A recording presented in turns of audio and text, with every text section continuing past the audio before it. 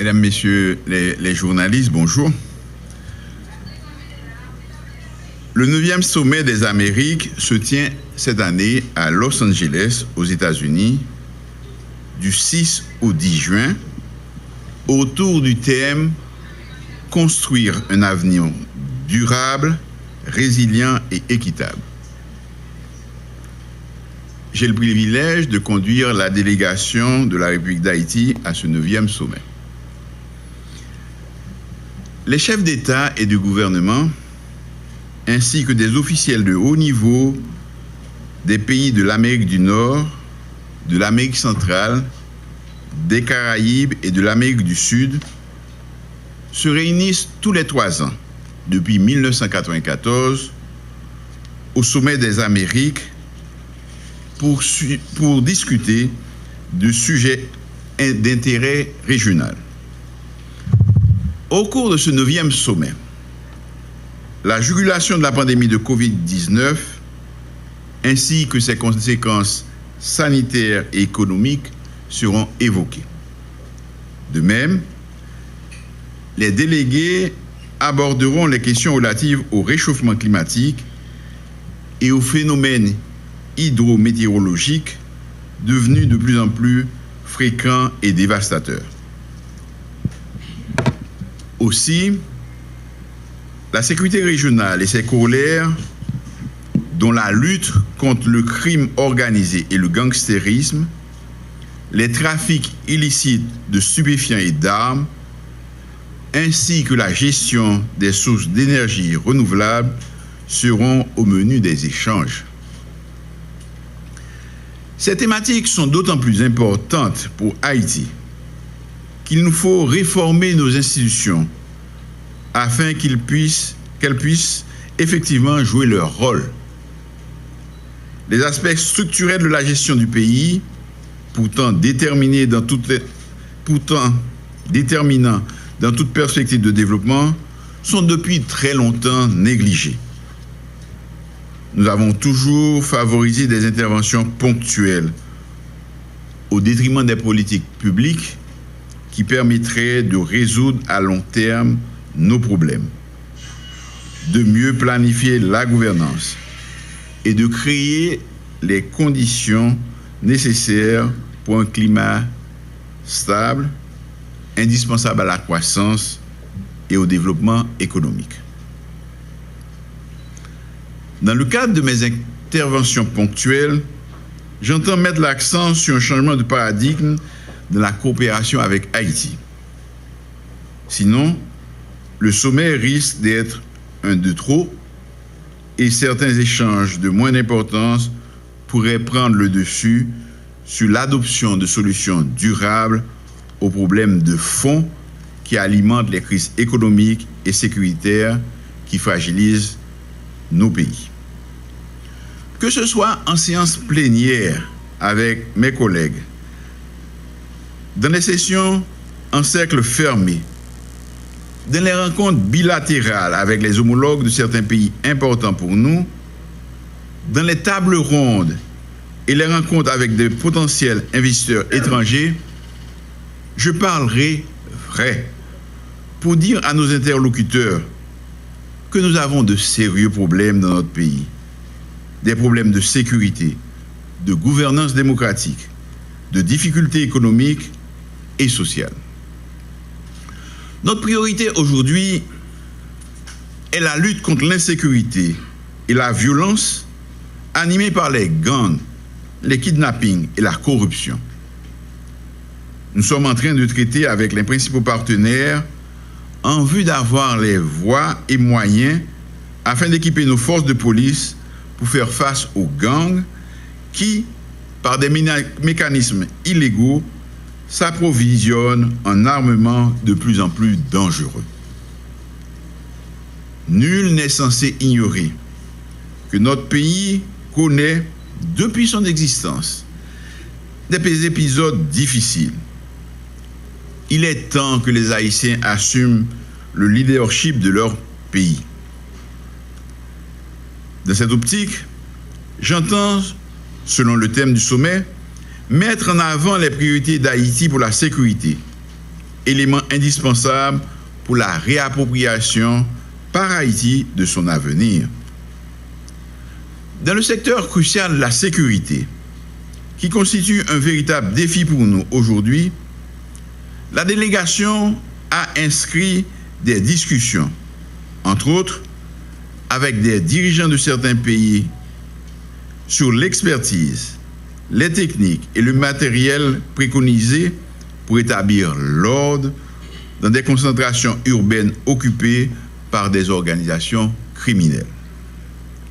Haïti sollicitera le partage d'expériences avec les responsables des forces de police et armées de ces pays sur les opérations conjointes de police et de l'armée qui possèdent des engins lourds en vue de rétablir l'ordre sur le territoire national. S'agissant de la résilience au réchauffement climatique et aux catastrophes naturelles, Haïti mettra en avant son plan de reconstruction du Grand Sud à la suite du séisme du 14 août dernier, avec un accent particulier sur l'atteinte des résultats grâce à la mise en œuvre des projets qui ont été soumis au cours de la présentation du plan de relèvement intégré de la péninsule du Sud, qu'on appelle PRIPS, plan que nous avons soumis aux partenaires techniques et financiers le 16 février dernier. Aussi, dans un contexte de transition politique à un gouvernement élu, dirigé par des femmes et des hommes librement choisis par le peuple haïtien lors des élections générales, démocratiques et transparentes et non partisanes, j'entends souligner que les acteurs nationaux, malgré les divergences qui subsistent, œuvrent pour trouver une solution politique inter-haïtienne qui permettra d'établir le climat nécessaire pour effectuer des modifications constitutionnelles et jeter les bases d'un système politique plus adapté au contexte et réalité haïtienne. Je réitère aujourd'hui encore mon appel au dialogue à toutes et à tous, à tout un chacun, à toutes les chapelles politiques, pour que nous formions tous, citoyennes et citoyens, à travers un plan de dépassement de soi, ce faisceau de solidarité en vue de sortir d'un commun accord le pays dans ce bourbier dans lequel il patauge depuis plusieurs décennies. J'invite celles et ceux qui hésitent encore à nous rejoindre pour un grand combat national. Haïti d'abord. Aucun sacrifice n'est trop grand quand il s'agit de sauver notre pays, notre Haïti chéri. À cet égard, j'entends partager les grandes lignes d'un plan de relance axé sur la sécurité publique, qui est indispensable au climat apaisé, obligatoire pour organiser les élections. Cependant, je soulignerai également que la réponse appropriée au rétablissement de la sécurité comporte également une dimension économique et sociale. Car la police seule ne pourra pas apporter les solutions durables à cette crise multiforme à laquelle nous faisons face sur tous les fronts. J'en profiterai pour soutenir la candidature haïtienne à la direction de l'Organisation panaméricaine de la santé, OPS. Il s'agit de notre ancienne ministre de la Santé, Dr Florence Guillaume. Nos diplomates mènent déjà une campagne en sa faveur. Elle fera partie de notre délégation et aura l'occasion de rencontrer en personne, dans un même lieu, ceux qui auront à voter en sa faveur. Ensemble, malgré nos différences, rehaussons notre prestige et faisons flotter notre bicolore au plus haut des cimes. C'est une occasion unique dont nous devons profiter. En fin de compte,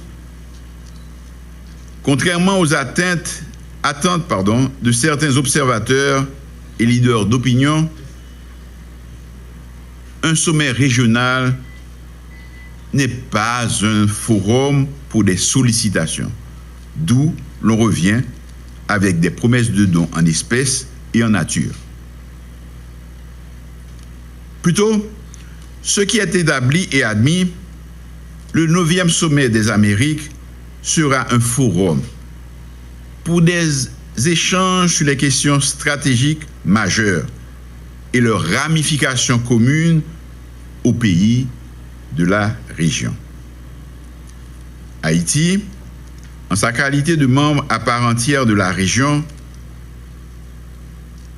et deuxième pays indépendant, avec ses 218 ans d'histoire et le leader de la lutte pour la liberté et l'égalité dans le monde en général et dans l'hémisphère en particulier, participera à ce 9e sommet.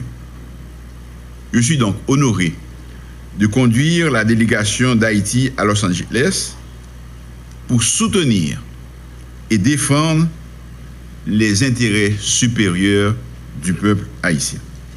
Merci.